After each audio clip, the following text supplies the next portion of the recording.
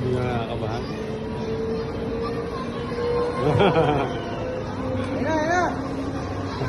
Ayan.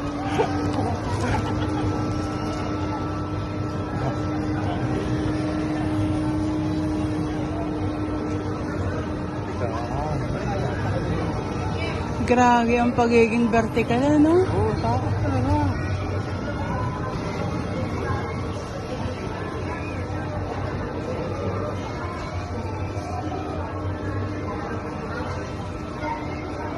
Oo. Naiiwan ng kaluluwa sa itaas eh. Pagpatak.